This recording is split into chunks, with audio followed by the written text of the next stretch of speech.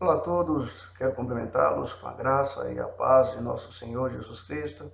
Eu quero convidar você nesse dia a refletir comigo no livro de 2 Reis, no capítulo de número 1, versículos 9 a 15, onde a palavra de Deus diz assim: Então lhe enviou o rei um capitão de 50 com os seus 50 soldados, que subiram ao profeta, pois este estava sentado no cimo do monte. Disse-lhe o capitão: Homem de Deus, diz o rei, desce. Elias, porém, respondeu ao capitão de 50: Se eu sou homem de Deus, desça fogo do céu e te consuma a ti e aos teus 50. Então desceu fogo do céu e consumiu a ele e aos seus 50. Tornou o rei a enviar-lhe outro capitão de 50 com os seus 50.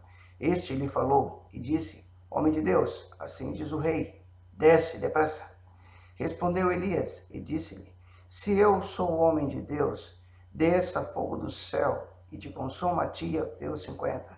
Então o fogo de Deus desceu do céu e o consumiu a ele e aos seus 50.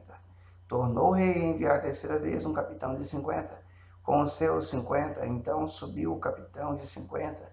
Indo ele, pôs-se de joelhos diante de Elias e suplicou-lhe e disse-lhe: Homem de Deus, seja, peço-te, preciosa aos teus olhos a minha vida e a vida destes 50, teus servos, pois fogo do céu desceu e consumiu aqueles dois primeiros capitães de 50, com seus 50.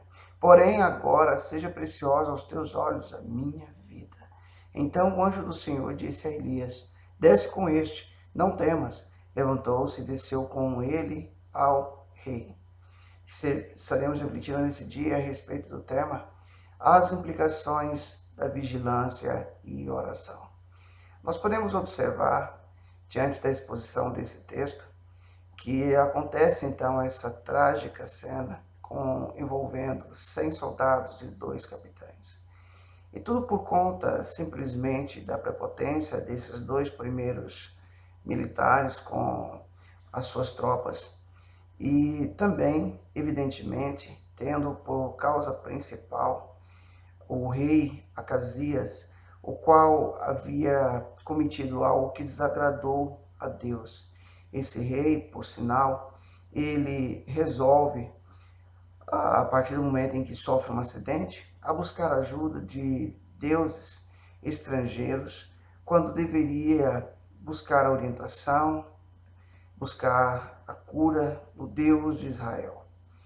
E o Senhor Deus, ele coloca no coração de Elias para que ele estivesse, então, indo de encontro a esses mensageiros e, ao se deparar com esses mensageiros, dando-lhes o recado da parte de Deus: não existe Deus em Israel para que vós estejais indo a Ecrom consultar aos deuses de Ecrom. Então, note você que é uma advertência a tudo isso que está acontecendo. Quando nós, então, observamos esse texto, nós vamos perceber que aquele rei vai receber também um seguinte recado da parte de Elias, que certamente ele morreria, ele não iria sobreviver. E esses mensageiros, então, voltam para o rei e vão dar-lhe esse recado. E esse rei, então, procura discernir quem seria esse mensageiro.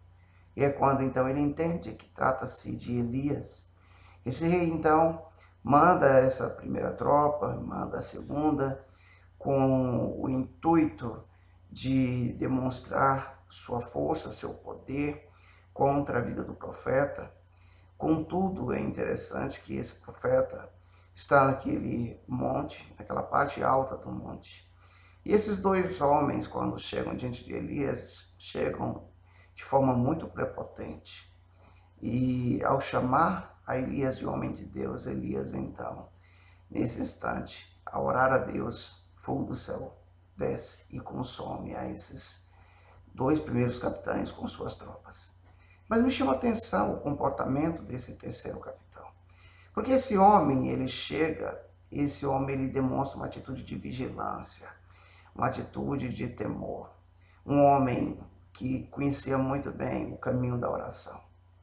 E cabe aqui uma primeira observação e uma primeira aplicação e entendimento de lição para as nossas vidas.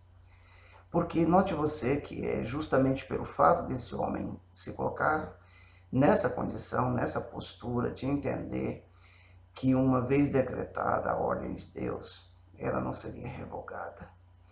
Esse homem, então, ele vai suplicar não só por sua vida, ele não intercede apenas por si, mas também pela vida dos seus 50. E é diante disso que a gente observa, à luz desse texto, que o anjo de Deus recebe de Deus um recado e o transmite a Elias para que ele estivesse indo. E interessante que aquele mesmo recado que Elias já havia dado ao rei, ele agora o faz pessoalmente. Ele não muda em nada a sua fala, o seu discurso, a ordem de Deus. Ele não volta atrás.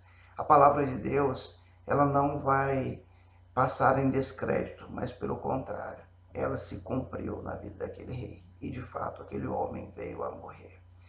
Quando eu me deparo com o Evangelho de Lucas, capítulo de número 21, versos 33 a 36, eu posso observar nas palavras de nosso Senhor Jesus Cristo algo que compete aos nossos dias, algo que se aplica com muita propriedade aos nossos dias. A palavra de Deus diz assim: passará o céu e a terra, porém as minhas palavras não passarão.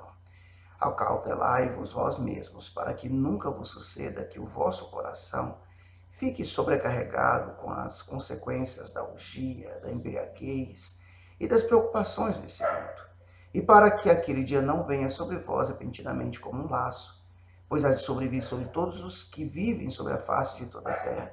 Vigiai, pois, em todo o tempo, orando para que possais escapar de todas essas coisas que tem de suceder e estar em pé na presença do Filho do Homem. Então nós podemos perceber que o Senhor Deus, ele vai nos dizer que passará os céus e a terra, e a palavra dele não há de passar. Eu e você, então, diante de dias tão difíceis, diante de dias tão adversos, precisamos, então, dar a devida credibilidade para essa palavra.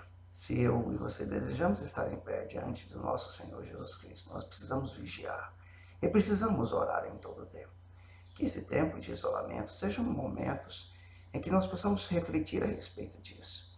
Nós não venhamos cometer o mesmo equívoco que esses dois capitães com suas tropas, de perecer simplesmente por deixar que a prepotência fale mais alto, mas que nós possamos entender as aplicações da vigilância e da oração nas nossas vidas. Que o Senhor Jesus Cristo abençoe poderosamente as nossas vidas. Fique com Deus, que Deus abençoe.